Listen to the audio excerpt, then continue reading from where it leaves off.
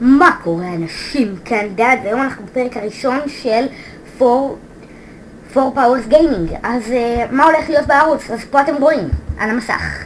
ובטח אתם שואלים את עצמכם למה אין אינטרו ולמה בהמשך לא יהיה אאוטרו. זה בגלל שאתם יודעים, זה פרק ראשון לערוץ, כנראה גם בפרק השני, שזה יהיה גם פרק שלי.